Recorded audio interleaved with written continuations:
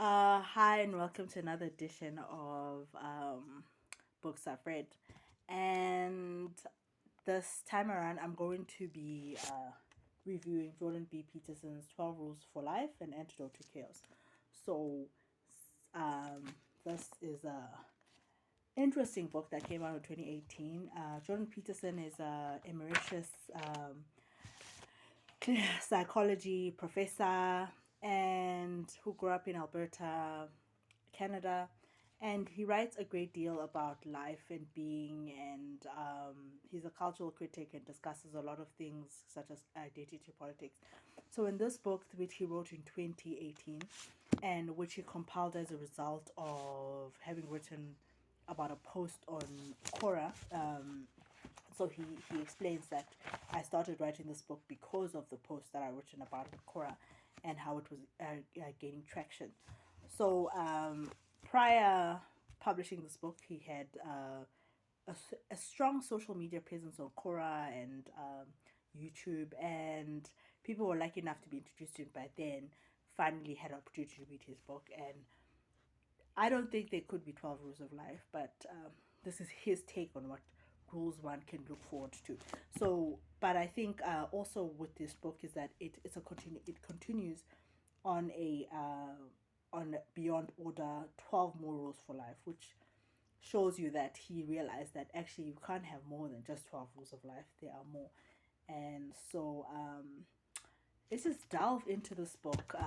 I will firstly talk about what I disliked about the book and what I liked about the book, and then I'll look at what are the 12 rules that he discusses. And I pretty much enjoyed this book in 2023, but I started reading it as well along with other people across like everyone else in 2018. And in 2018, I wasn't so much happy about the book because as much as I enjoyed chapter one, which reminded me a lot of Homo sapiens, his use of science and scientific arguments to stay to what he says, and but the chapter two, three, and four, which I only read in 2018, were not very really problematic. The way he handles slavery, the way he handles what does it say?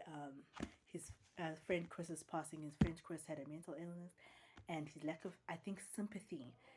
But in the second part of the book, which I only read in 2023, I really enjoy how he handles his friend's passing.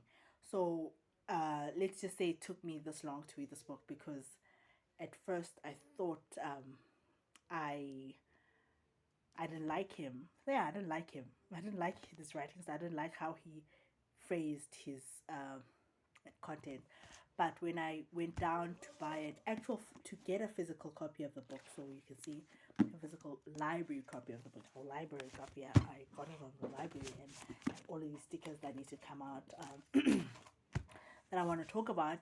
Not all of them. I won't talk about all the stickers, but just like what I really enjoyed about the book, and hoping that in the near future I'll be able to perhaps meet this man and tell him thank you for a lovely well researched book, well read book, and discuss the things that I disliked and I liked about the book. So let me begin with what I disliked about the book. So one of the things that I just want to talk about is, so in my own language, home language, there's a word and it's called uyapapa. Like it describes a person who has a lot of vocab, or I don't want to use the word show offy because yeah, actually that's a good word I'm going to use, but show offy in terms of how he writes. So there's something wrong with being too intelligent and then imposing your intelligence on other people, and then giving the impression that while I know and you don't. And so I feel as if there was also that kind of angle of saying that he gave a great deal of arguments, he gave history, great deal of authors, references, and it was as if he was telling anyone who would have read this book, I know and you don't. Um, and so I had this feeling, good that, this author, as your Papa J, I mean, that means he's just like a bit of a show off in terms of how he writes. He could have written simple things, but he went into greater detail than necessary. Not all bad, right? Because there are authors who overly write. So there's a author by the name of Fyodor Dostoevsky. He's a Russian author, extremely famous. His books are extremely difficult to read. He wrote a book called Notes from the Underground, Crime and Punishment, the brothers, what's it? The brothers Kamasov. I don't know actually how to say, but the moral He also, Jordan Peterson also writes a bit about this book, and so one of the fascinating things about Fyodor Dostoevsky is that for every word he wrote, for every word he wrote in the book, he got paid for that word. So I feel as if Jordan B. Peterson had a similar problem. He actually had to write a word. And so I am a bit forgiving of his over detail, overwritten, writing one page for one thing that could explain in one line. But he's an academic. There's nothing we can hold. We can't really hold that against him. It's his own opinion, and everyone has a right to their own opinion and own aspirations about the importance of acquisition of knowledge. And you can clearly see that in this book, the man acquired a lot of knowledge to get where he is. Clinical practice to begin with. And so those are some things I disliked. Too voluminous, overly written, too much at once. Could have written less and done more. He could have even done this beyond order into one book with this 12 Rules for Life. Okay. Another problem that I found about this book that I disliked, it's not a problem, everyone has their own opinion. Something I disliked about this book is how the author doesn't understand his own cultural biases. So one of the things that for me I thought was problematic, I think when 2018 when I read it, is that he was talking about snow and like running around, driving in snow in Alberta, it being quiet, drinking, and his description of his childhood is something that I couldn't even relate to. I was just like, there's a white man. He's just talking about things that are beyond my understanding. But little do you realize that actually I can't even have any bias towards his upbringing. This is his life. He knows snow. I know sun. I know blue skies. That's my cultural bias. And so I can't be mad at how he's written. But I wanted him to actually acknowledge that actually they have real cultural biases because of the way who I am and how I have packaged my world. So he specifically says that he's opposed to academic critical theories, and such a critical race theory, and that he finds it very toxic in academic spaces. So he says here, he describes these theories as the areas of studies dominated by postmodern neo-Marxist claim that Western culture in particular is an oppressive structure created by white men to dominate and exclude women and other selective groups successfully only because of that domination and exclusion. So he's saying that in these academic critical theories are very much toxic for the world. And so he doesn't specifically say that, but he says that it is problematic that these academic critical theories are allowed to exist in criticism of white men or the exclusion of women. And so my thing is, so he does provide a solution, and I think it's best if you go into the book to quote what his critique of academic critical theories is, and in order to understand that he has an opinion about them, but the problem is that he's not understanding of academic critical theories in terms of critical race theory. He doesn't understand on his own, like that has his own prejudices actually as a white male who grew up on snow in Canada. We literally, I cannot relate to snow. Like, and so he talks about the fact that um, he's opposed to these things, and he simplifies by saying, well, they should critically look at themselves if they want to critically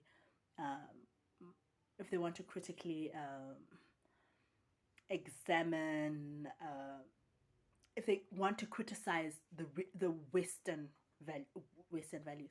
And so I'm simplifying what he's saying in the book. Um, I think it's best to read into the book yourself, than to have an opinion that I've laid out. My thing is that the thing that I didn't like about the part of the book is that I didn't like that um, that he has a problem with academic critical theories such as critical race theory, and I didn't like the fact that when he did so in his critique, he failed to quote authors like bell hooks or engage with specific authors behind the theory. So, um, and and I think had he actually done so within his own book, he would have had a well-rounded perspective of critical theory and academic critical theories. But mind you, Jordan B. Peterson is also a critical theorist, and also he's an academic, and so my view of my view doesn't come from what he's done outside of this book. My view comes from the fact that while reading the book, I was like, there's a man who doesn't understand his cultural bias and needs to realize that when he writes negatively about stretches of work that other liberal writers have written about, he needs to know that actually I have my own cultural biases, and therefore that was what has formed my opinion. So it's a small dislike, but I think if you scrounge through the internet, you'll realize that there's a lot of people who've criticized him and his views on this book, who said that he lacks a certain level of understanding of some of the problems faced by by by people who criticize these organizations, and who actually see white supremacy as something that needs to be discussed and talked about, you know. But that's not the point of the book. The book is 12 Rules for Life. The book is about the life lessons and being. So the dislike is academic, and I think falls short on the even the depth and the beauty of this book. So yeah, I just like it, but it's not that important. So, but the things I liked about this book, I'm gonna go to the things I liked about the book. So, I wrote, firstly, the author gives bookmarks and real life book tools on gaining confidence, public speaking, atheism, maintaining real Western values. Talks about honesty, overcoming fear, overcoming a niceness, over abiding by rules. Talk about the importance of gratitude, parenting. Talks about growing up in the book, compound interests, fighting patriarchy, which you could also say was a bit problematic, but you know what? I liked the part that he gave with regards to how to do that in your own individual capacity. Talks about how to think about critical thinking, how to criticize critical thinking theories, which like I said, you have to go into the book to actually get that depth for yourself. He also discusses a little bit about, her name is Michaela. I think her name is Michaela. So his daughter's curing of diseases. very interesting way. Okay, and the way he talks about that and how she cured her disabilities and how she worked through disability, and so he talks about cured disability, and there's just an endless amount of wisdom, talking about the importance of good posture and how to grow better and real workable examples of how to escape chaos. So in his term, he also defines what chaos means like, but I understand chaos as what I understood it, not because of this book, but chaos as something that is not orderly and something that just breaks away from your true form of who you are and your best self. So, yeah, how to escape chaos, and he goes on. Another thing that I enjoyed about this book is that he also uses so many references. I think he has 100. Let's see how many references here. So his bibliography here is 220 references, and that's a lot. Even talks about Yeats. I didn't know that. Lao Tzu, uh, Goethe. I don't know how to say it. I know it's a German word. I know it's a German leader, but I don't know how to say his name. Goethe Institute. So I really enjoyed his discussion on his references. He talks about the Holy Bible, the Christian, the Good News. I don't know. Most of his good news comes from the New Testament, but he does speak about the Old Testament and illustrating the ideas of right and wrong. I think one of the quotes that I liked is that he talked about the fact that religion is about the good. And so, as someone who is deeply religious, I think when someone says uh, religion about the good, or most religions about the good, I concur with what he's saying and I agree with what he's saying. And so when he quotes various portions of the Bible, which I'll talk about in the second half of this discussion of 12 rules.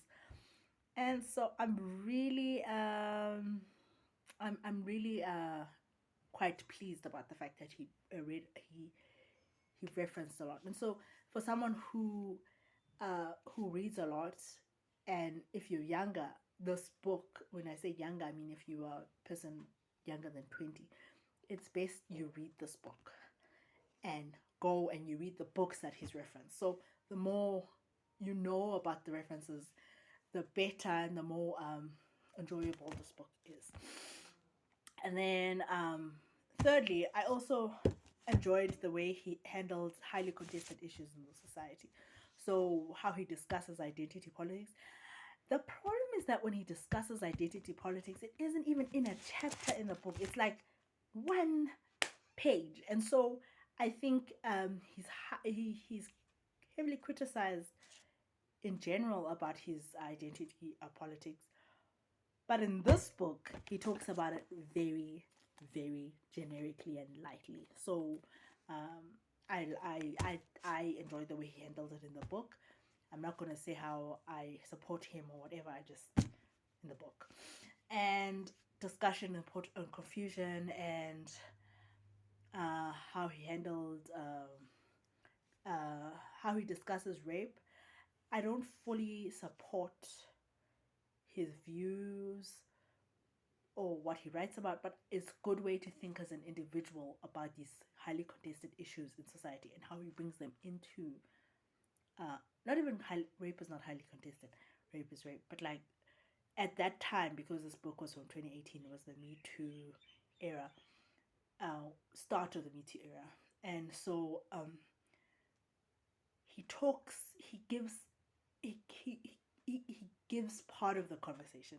It's not the full solution, but he gives part of the conversation with regards to identity politics, rape, and confusion, and what it means, and memory, and so I appreciate more than I appreciate the way he handled these highly contested topics.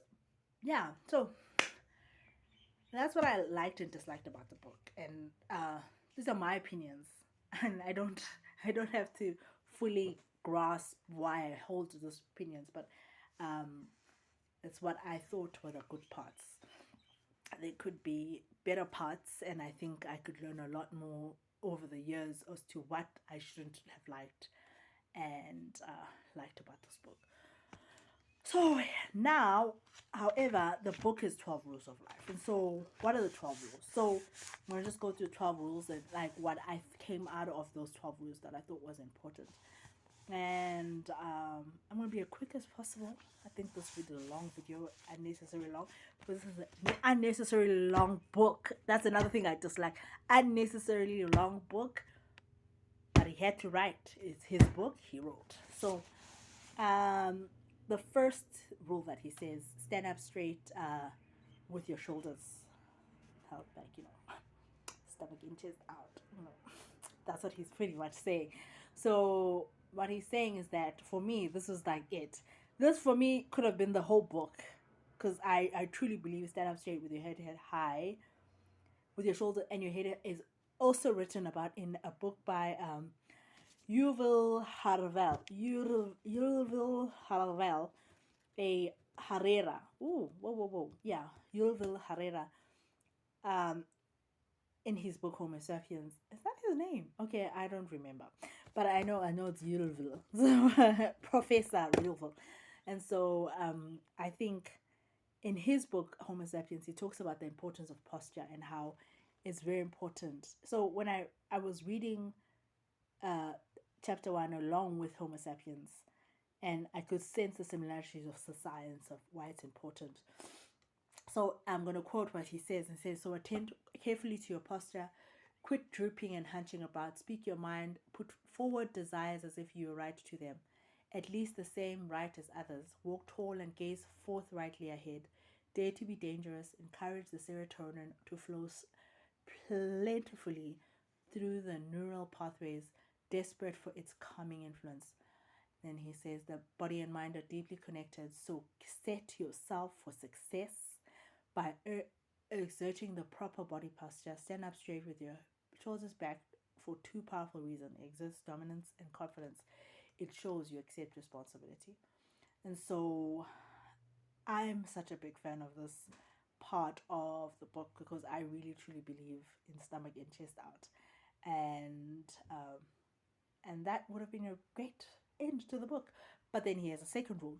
So rule 2 is treat yourself like someone you're responsible for helping. So it's more like, so there's a power of self-hatred. And so how you can perform various complex, meticulous tasks a lot of the time for taking care of a sick pet or a family member. However, when it's now your turn to take care of yourself, and simple things such as drinking water, you can't do that. And so in a genius way, Jordan Peterson outlines that life doesn't really belong to you. It directly affects your family and society and friends. So you must treat yourself in a sacred existence, an object that does not belong to you. You need to take care of it carefully and take responsibility of yourself. So in short, doing unto others as you would have been done unto you, or loving your neighbor as yourself, embracing and loving the sinner who is yourself, as much as forgiving and aiding someone else who isn't stumbling and imperfect. What a gem of a quote. And then rule 3, it says make friends with people who want the best for you. So at first I was just like, okay, he's saying break away from unhealthy relationships and not to include everyone in your circle. So he says he uses his upbringing to talk about the fact there's no moral requirement to associate with those who make you live worse. So so one should even avoid people who are full of hatred and negative energy, especially those whose head um who and those who have a lot of self-hatred and those outside their own heads with mental issues, like his friend Chris. So yeah, this was the chapter that broke the camel's back. I was like, I didn't fully agree with him here, but he says make friends with people who want the best of you. And although it's not easy, it must be done. Okay. Compare yourself. Rule 4: compare yourself to who you were yesterday, not to who else someone else is today. Woo! Some people need to know. The world is so huge. There's a mountains and mountains, people outside the mountains. How do you compare it? So how do you compare yourself against other people if you are the one who has to compare yourself to yourself? So I really was like, whoa, whoa. Where it really went very true to the fact that you can't compare yourself to other people is that I like the fact that when he talks about this is a quote that I want to quote it. It's like, when you're young, we are either individual or no informed. We have not had the time nor gained the wisdom to develop our own standards. In consequence, we must compare ourselves to others because standards are necessary. Without them, there's nowhere to go and nothing to do. As we mature, we become, by contrast, increasingly individual and unique. The conditions of our lives become more and more personal and less comparative to those of others. Symbolically speaking, this means we must leave the house ruled by our Father and find the chaos of individual beings. So it comes through, and I was just like, this is a powerful thought leadership and how I see myself. Like, there's a lot of individual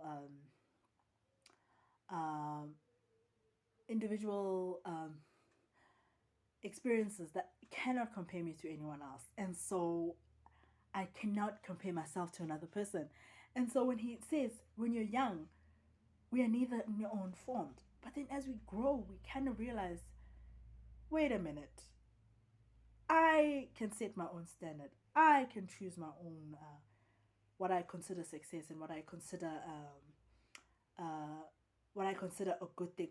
So I think I want to read. So in his when he finishes up on this chapter, which is compare yourself to who you were, I really enjoy the fact that he says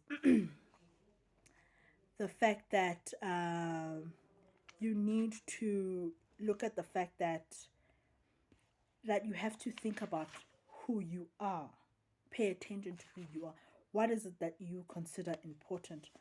What is it that you tell yourself? And so focus on, pay attention, focus on your surrounding, physical and psychological. Notice something that bothers you, concerns you, that will not let you, which you could fix, that you would fix, and so it's very important that search until you find something that bothers you, that you could fix, that you would fix, that might be enough for the day. That's day to day. Then in that comparing yourself chapter, it talks about the fact that, to begin with, there's not just one game to succeed or fail. There are many games, and more specifically, many good games that match your talents, involve you productively and other people, and sustain, even improve themselves across time. Lawyer is a good game, so is a plumber, physician, school teacher, carpenter. The world allows for many ways of being. If you don't succeed at one, you can try another. You can pick something better, match to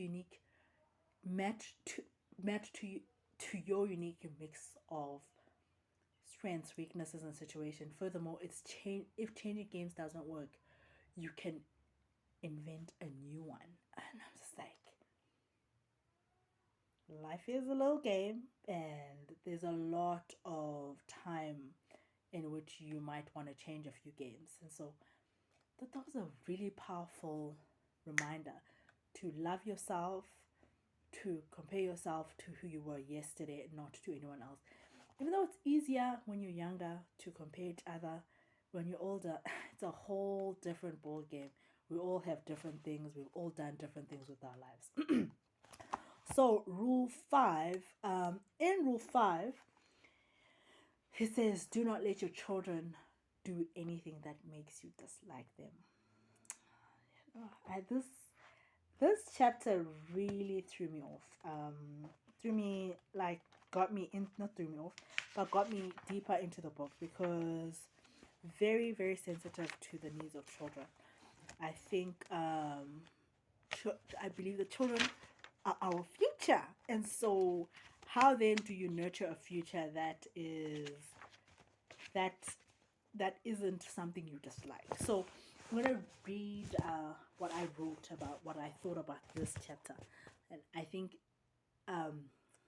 It's good to share with your friends, with young children who have older children, and also just friends who have no children but have parents, to consider some of the ways and to consider themselves against their parents as adult children to their, because you're always a child to your parent, obviously. So adult children. So when I read, I said this chapter provides advice on parenting and some duties of parents on how to overcome adolescence, and also ways to consider your parents as an adult. So what I just said, it delves deeply into how important it is to raise children that are well mannered, that will eventually integrate into a social environment that is much harsher than the one given to them by their parents. This is true of everyone. No one loves you as much as your parents if you come from a loving home with, obviously, good parenting and not abusiveness. Yeah, but standard, not the weirdos. Okay, I don't want to say weirdos because obviously everyone's a little weird in their own way, but standard fam. So kept saying the chapter emphasized that if a parent is too lenient and indulgent with their children, it will diminish their capability to fit the child to fit into the society when they're older. So it describes that every time as a parent one tolerates and spoils the children in an undisciplined and unprincipled manner, it weakens their ability to integrate into a well-meaning society. If your child often does things even that you even hate, if your parent doesn't formulate rules and educate them in time, then the other people who don't love your children will punish them 1,000 times more severely and hate it in the future. Oh, yeah, this was a rule 5. Okay, rule 6. Rule 5 was very difficult because we you always want the best for your child, and then it's not always going to be the case.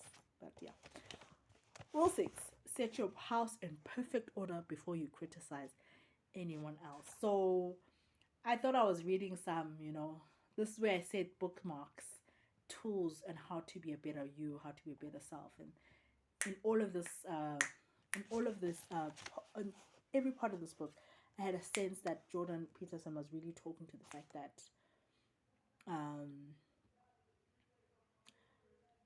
here are some tools. Think about them in your individual capacity. Think about them in your individual story. Think about them for your individual family. Think about as so in each time when he discusses individual solutions, so set your house in order before you criticize the world. You're like, but how? Okay, so here he says start small and consider your circumstance. So are you working hard on your career or letting bitterness and resentment hold you back and drag you down? Have you taken full advantage of your opportunities offered to you? Have you made peace with your brother? Are you treating your family with dignity and respect? Do you have habits that are destroying your health and well-being? And so here is this man talking about, okay, put your house in order. And then he describes in the whole chapter why you should put your house in order. What does it mean for other people? Okay? But then, again, in saying put your house in order, he's also saying how. Okay? How then do you do that? And rule 6 is things to consider. Obviously, there might be more to consider, but for a start, it gives you a mind, a stoic way to think about it. And there's like a mind, what do you call that? I forgot. What a mind fixer about how to consider mind map. Yeah, it can't be brainstorms. It lets you brainstorm ideas of how to think about it. Now, rule 7, I think is very important. Just in general, like don't do. It's just like it's a pursue what is meaningful, not what is expedient.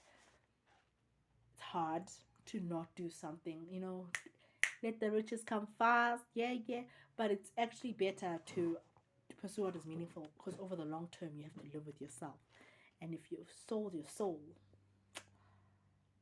is it even worth it? So in the quote that I've put here at rule 7, that I think was, you have a whole chapter, but then you want a quote to describe what rule 7 is. It says, one does not live by bread alone, but by every word that proceeds from the mouth of God. What does this what does then mean? It means that everyone under the condition of extreme poverty or extreme privation, there's more important things than food. To put it in another way, bread is of little use to a man who has betrayed his soul, for even if he is currently starving. So it is just says, aim continually at heaven while you work diligently on earth, and attend fully to the future in that manner while attending fully to the present. Then you have the best chance of perfecting both. So I've always believed this because there's a saying, man cannot live by bread alone, but by every word. And I feel as if that has really resonated with me because of the Christian Bible, the Hebrew Bible, and reading through also some scripts, Sanskrits, and reading through a lot of Chinese mythology. It's always the case that it cannot be that one can live by bread alone. There's more to life than just greed and eating and eating. There's more. There really is so much more. Because when you die, you better know where you're going. And so that was rule 7. But rule 7 is propaganda, and so, but very, very good. Very good rule. Very good rule to live by. I didn't write anything. I just quoted it as is. And then rule 8 is tell the truth, or at least don't lie. Uska ma, don't talk lies in Sotho says. Ska bua maka, don't talk lies. See the truth, tell the truth, son. And so he talks about the fact that if you are unable to live up to your potential, tell the truth. Because if you don't tell the truth, you may be confused by lies, and others may even trap you. And so if you don't tell the truth to yourself and others, over time you might trap yourself, which, hey, very, very real. So rather be as truthful as you can, so that you don't confuse yourself or trap yourself, and do so, avoid lying. And so this is just logic, but he put it as a rule 8, and I'm all for it. If your life is not what it could be, try telling the truth. If you cling desperately to an ideology or wallow in nihilism, try telling the truth. If you feel weak and rejected and desperate and confused, try telling the truth. In paradise, everyone speaks the truth. That is what makes it paradise. So aim for paradise, son. So I really felt that, And then rule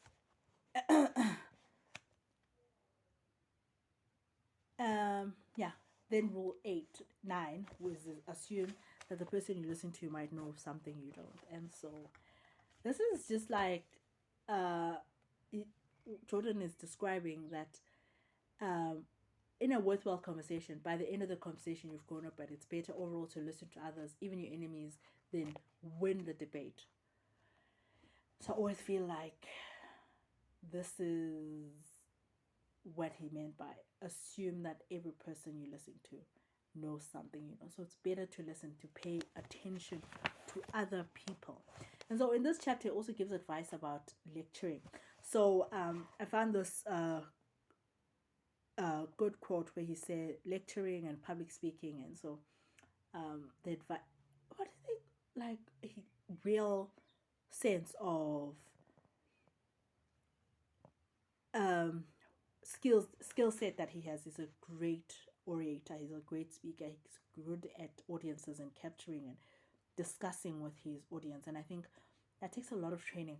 But he gave a little snippet on considerations for public speaking. So he's saying assume that person you listen to might have something you don't. So but he also gives a strategy for for public speaking. He says a lecture somewhat a conversation. The lecturer speaks, but the audience communicates with him or her non-verbally. Surprising amount of human interaction, much of delivery or emotional information, for example, takes place in a manner through post postural display and facial expression, as you noted in our discussion on Freud. A good lecture is not only delivering facts, which is perhaps the least important one, but also telling the stories about those facts, pitching them for precisely to the level of the audience comprehension, gauging that by the interest they are showing. The story he or she is telling conveys the members of the audience not only what the facts are, but why they are relevant, why it's important to know such a thing about which they are currently ignorant. To demonstrate the importance of said facts is to tell those audience members how much knowledge would change their behavior or influence the way they interpret the world, that they will now be able to avoid some obstacles and progress more rapidly to some better goals. A good lecturer is thus talking with and not at, or even his or her listeners. To manage this, the lecturer needs to be closely attending to the audience, every move, gesture, and sound. Perversely, this cannot be done by watching the audience as such. A good lecturer speaks directly to and watches the response of identified people, instead of doing something cliche such as presenting a talk to an audience. Everything about this phrase is wrong. You don't present, you talk. And so it's like a conversation. So it gives if it is, and he just talks about how it's important to balance talking and listening, and how important it is and to listen. So listen to yourself and those with whom you are speaking. Your wisdom then consists of not of the knowledge you already have, but the continual search for knowledge, which is the highest form of wisdom. It's the reason the priestess of ancient Greek spoke highly of Socrates, who always sought the truth, to describe him as the wisest living person, because he knew that he knew nothing. See? Wisdom, listening, I truly believe this as well. Listen more than you talk. It helps. It helps. And then rule 10. Oh, wait, no, rule 10, which I thought was, it is what it is. And then I think I don't have to explain. When speaking the language must be precise. Be precise in your speech. That's it. Say what you mean and mean what you say.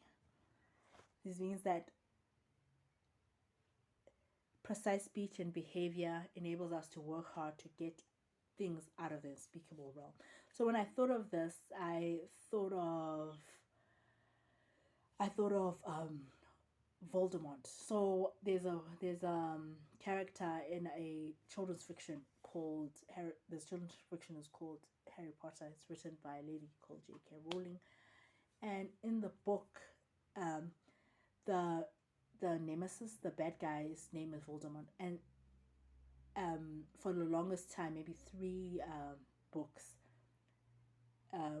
the name Voldemort causes fear, so they kind of ban the word. It's not to be spoken, and so but as the main character Harry Potter grows, he kind of speaks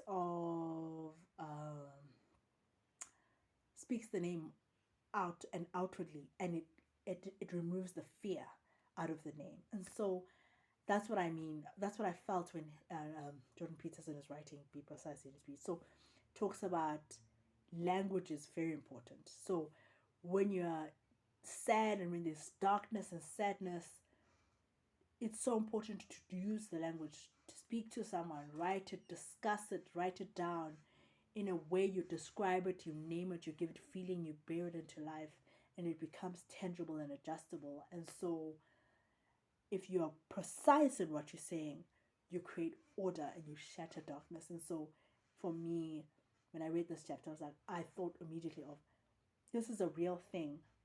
If you give something precision, you give it something reality, it becomes real. Like, for example, if you writing a CV, or you writing a thesis, it's so important to say exactly what you mean, describe exactly what's in the job description, to be aware what you are, the words that you want to make into reality. And so what you say and what you mean must exist, must be the same thing. It can't be. I'm trying to say this. You're saying what you mean and you mean what you say. So that was what I got from Be Precise. Okay. And then rule 11. We're coming to the end, please. This book is a lot. And so the discussion of the book I've read is a lot because the book is a lot. And so I think I'm going to close down on rule 11, which says do not bother children when they're skateboarding.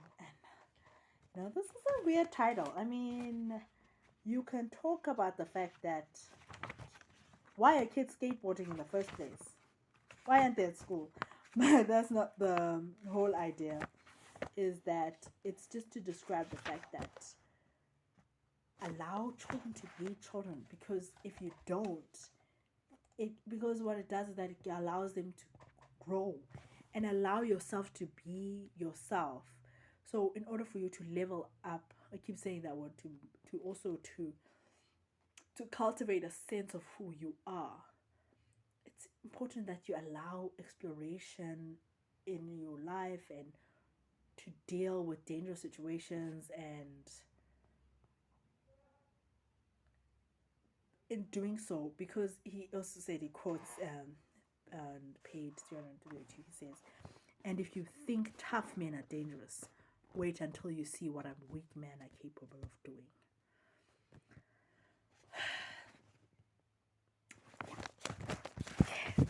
Now, I thought that whole chapter was just him musing on like how to be more, just be more yourself, be more creative, be explorative. And so rule 11, do not bother kids as while skateboarding, I also think was a bit, I think he should have written rule 11 as rule 1 and then brought us to rule 12 as being composer or person. That was my opinion, but that's how I saw it, because I thought rule 11 just lacked a little bit of depth.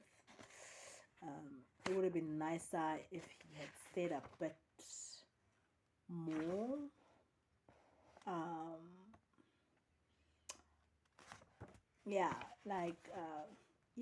Because he doesn't. This is 11 is a gross reality of his opinion, and so it's like men enforce a code. Like it was just something that is like men enforce a code of behavior when working together. Do your work, pull your weight, stay awake, pay attention, don't whine and be touchy, stand up for your friends, don't suck up and don't snitch, don't be a slave to stupid rules, don't, in the immortal words of Schwarzenegger, be a girly man, don't be dependent at all, ever, period, they're harassed. And it just, this chapter, rule 11 could have been left out of this book, in my opinion. But this is his book, and this is his opinion of how to not bother a child while they're skateboarding. So, rule 11 is a very nice, it says, pet a cat when you encounter one on the street. Personally, I wouldn't pet a cat around on the street because you don't know where it comes from. It's disgusting. Who knows what cats are doing? Where the cats have wild lives. A dog, yes. A cat, I'm not a cat person fully, but I'm an animal person. So cats, dogs, tigers, I'm all for it.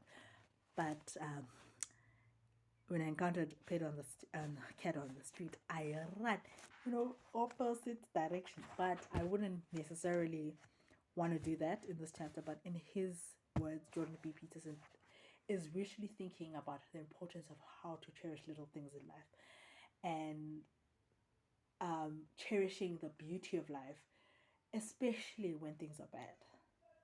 Because in a bitter world, there are times when it will be dark, there'll be no hope, no way out. And the more you're overwhelmed with life, is the more you should focus on the small, beautiful things like, look, it's a cat crossing the street. Oh, look, it's a baby crying. Oh, hear that, it's a child going to ballet. So he's musing. He's like, I forgot the word. It's a psychology, philosophy term, where uh, you where your mind is playing a mind game, and so be aware of the fact that these small things in life, small mysteries, the sound of birds, the dogs barking, grass being cut, it reminds me that you are alive, and to continually um to continually allow it to restore joy. And so when he says pet a cat when you encounter one on the street, he's saying life is not just all bad. Even in the bad, there comes good. Look for the good. Always look for the good. And so, yeah, those are the 12 rules in summary. I discussed the things I liked and I disliked about the book. And just as a final thought, this book for me was I liked reading this book. Initially, as I mentioned, I didn't like reading it, but I wouldn't hesitate anymore to recommend it to anyone. This book is a book within a book, and the man who wrote the book is a true illustration of what happens when you have too much time on your hands. But he's also reminds us that you must find ways to avoid chaos. Life is not supposed to be chaotic. Life is simple. Love, live, be happy, and help others. Love your neighbor. And in all of those chapters of this book, especially if you don't have many people to discuss certain topics with, it's a good book for someone who wants to teach or who wants to guide or give guidance or knowledge about how beautiful life can be outside of sadness and regret and darkness. And so I think for me, if I was younger, had I been had I been a teenager reading this book at 18, I would have gave it to everyone. It would have been a birthday present to everyone because I enjoyed reading this book because I felt as if it was like it was reading an old friend. Like my body, I shared certain views that I thought were very um, similar to what and I think it's the belief system, obviously, that comes from Western education. It kind of it sorts you out in a certain way and makes you see a world a certain way.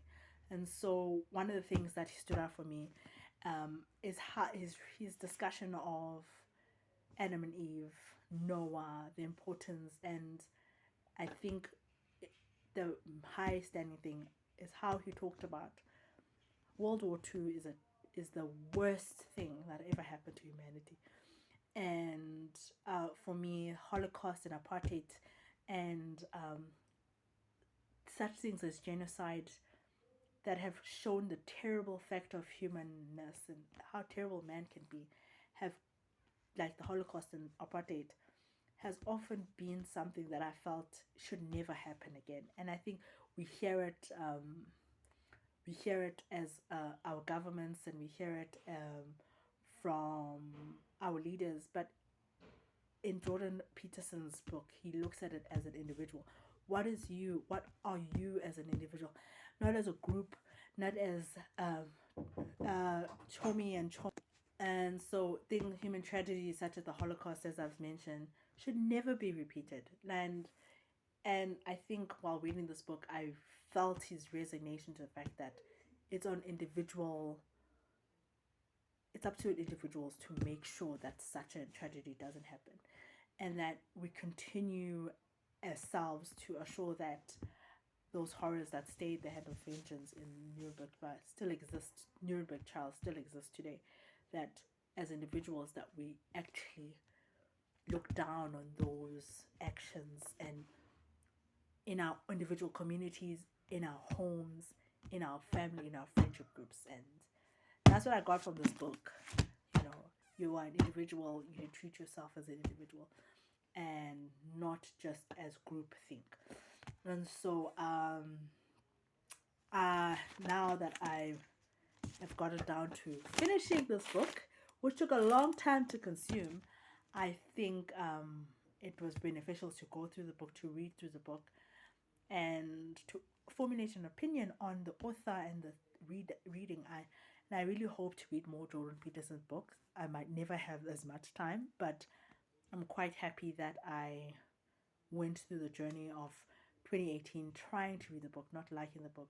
2023 loving the fact that he spoke so vulnerably about his own experience as childhood.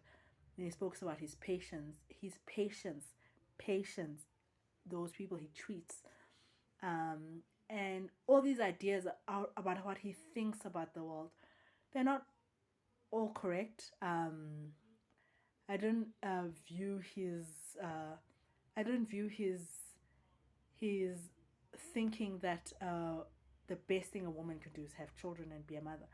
That one was a bit problematic, of course, but it wasn't the entire book. It wasn't all the book. It was a little portion of the book. I didn't like the fact that he had the audacity to call certain people girly man. I felt that was very offensive. I didn't like the fact that he says, oh, "Don't be a girly man." I thought that was offensive, and that. But those were in chapters that just I didn't like the fact how he handled slavery, what he thought. But that, at the end of the day, that wasn't the crust of the book. The book had good parts, and I thoroughly enjoyed those good parts, and well researched, well read, and I look forward to more books by Jordan Peterson. Hopefully, I have the time, but this one did the most, and it's true. The truth can set you free, and I'm very thankful for Mr. Doctor Jordan B. Peterson, and may you continue to serve in your own capacity, and may you grow in your career. And so, yeah, but my favorite quote in the book was just a reminder to me. And I wanted to say that thank you, Jordan B. Peterson, for this book that we will read for our grandchildren and will pass on to them to consider some of the topics that you've brought forward. And I think it's important that in his words, he says, the flood is coming. The flood is always coming. The apocalypse is always upon us. When everything has become chaotic and certain, all that remains to guide you might be the character you constructed previously by aiming up and concentrating on the moment at hand. And so I'm thankful for this book. I'm thankful for Jordan B. Peterson, and I look forward to reading more. Enjoy. Bye.